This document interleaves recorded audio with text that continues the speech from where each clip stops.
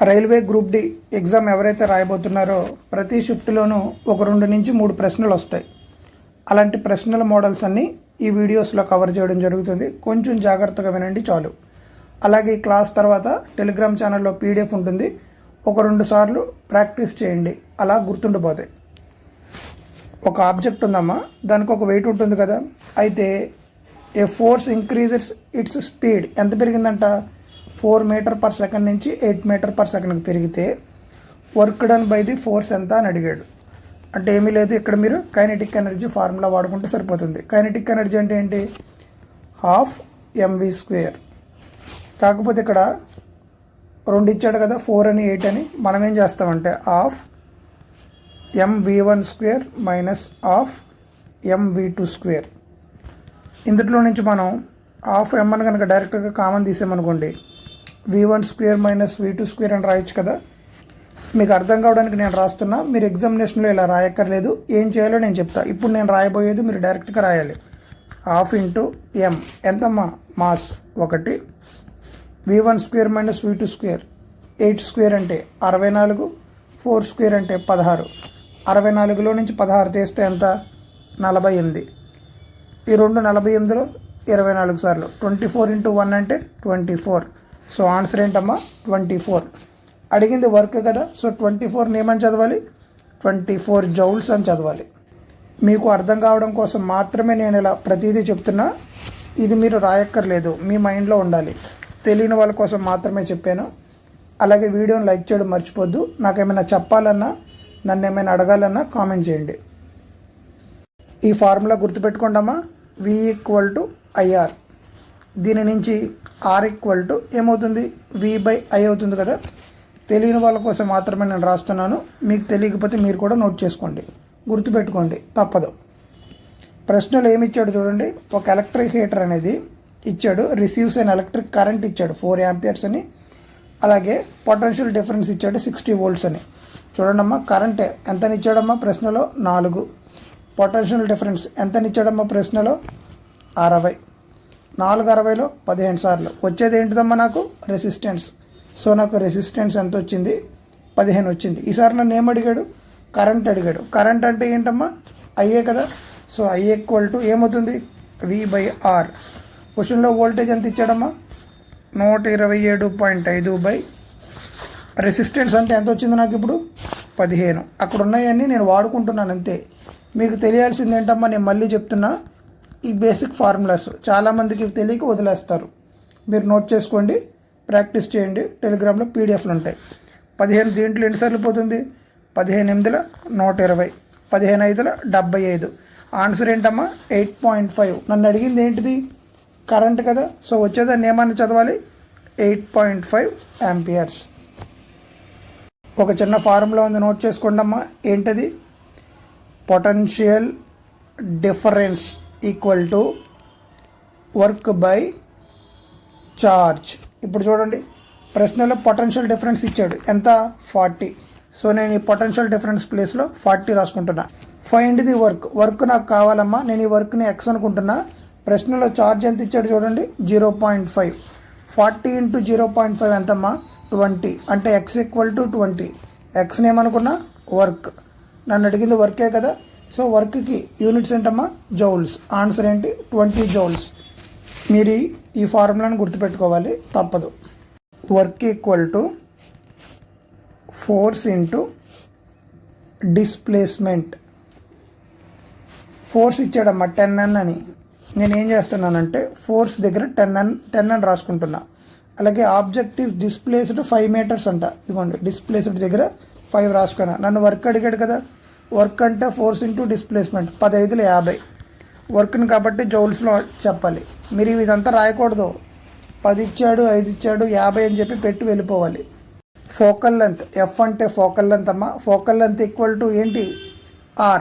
R అంటే radius of the curvature by 2. అలాగే ఇక్కడ 2 పాయింట్స్ ఉన్నాయి, నేర్చుకోండి అమ్మా.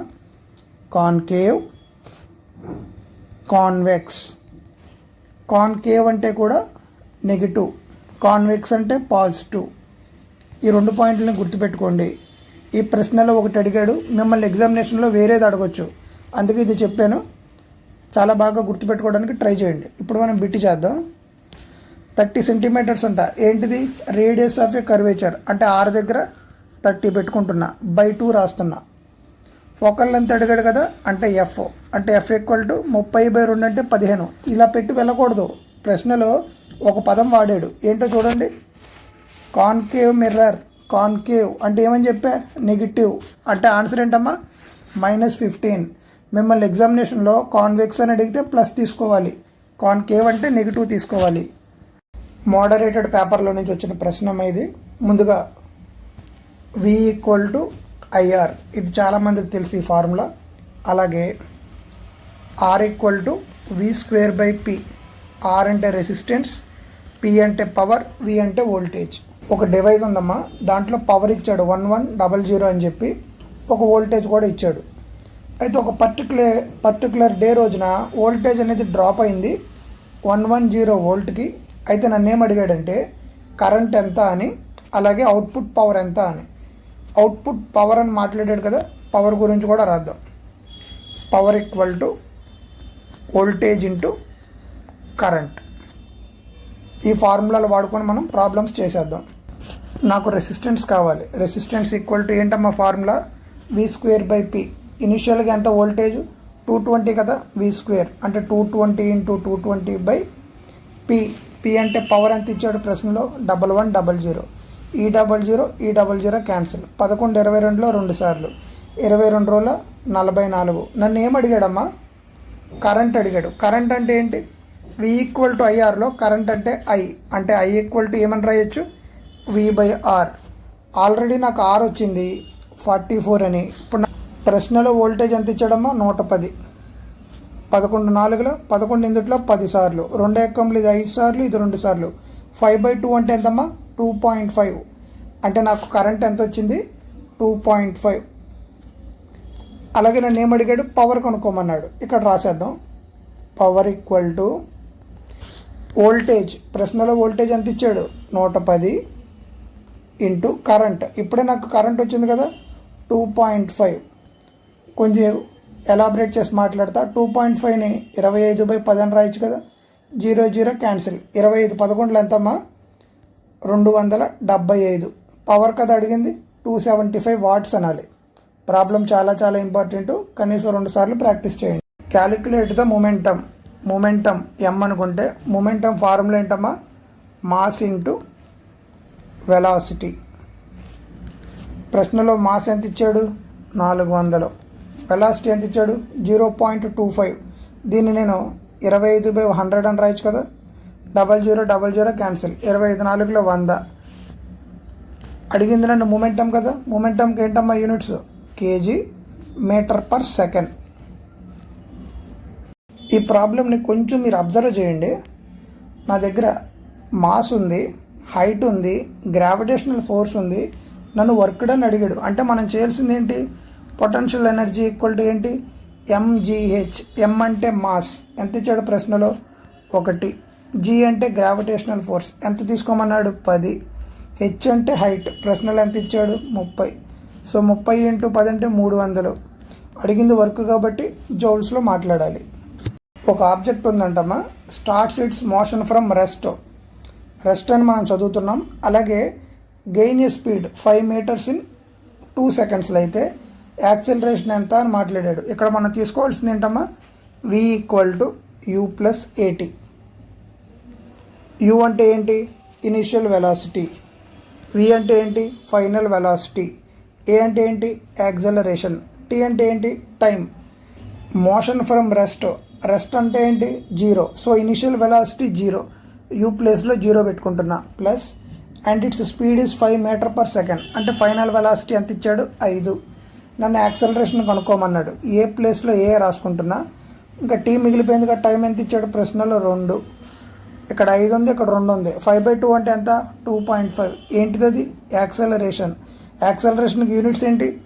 2.5. ఏమని చదవాలి? m/s². Charge equal to current into time.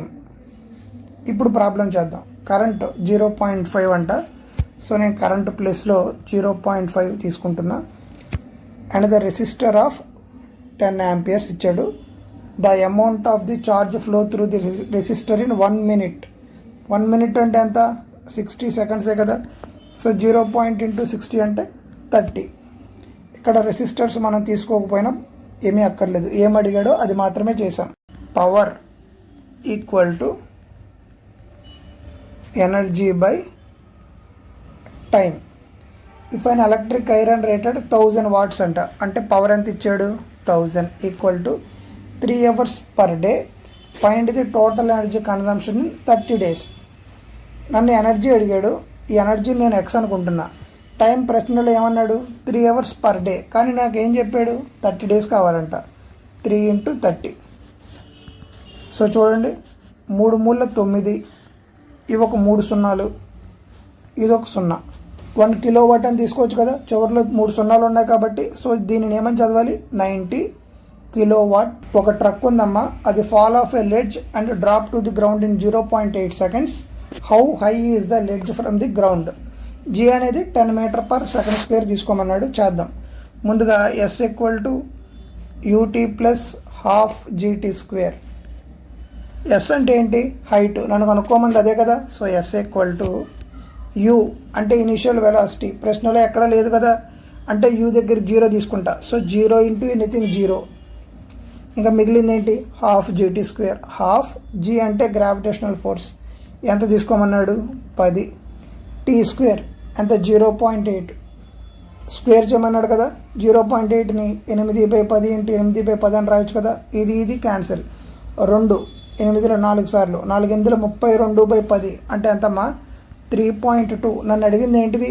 Height కదా. సో దీన్ని 3.2 meters అని చదవాలి. ఈ ప్రాబ్లం ఆల్రెడీ మీకు ఇందాక చెప్పా, ఎంతవరకు గుర్తుందో లేదో ఒకసారి చెక్ చేసుకోండి. మొమెంటమ్ ఈక్వల్ టు ఏమని చెప్పా? Mass into velocity. ప్రశ్నలో మాస్ ఎంత అన్నాడు? 12m. అలాగే వెలాసిటీ ఎంత అన్నాడు? 2v. 2 క్యాన్సిల్ అయిపోయి ఆన్సర్ ఏంటమ్మా? mv. ఆప్షన్స్లో ఇలా mv అని కనబడంగానే వదిలేసి వెళ్ళిపోతారు. మీకు గుర్తుండాల్సింది ఇది ఒక్కటే.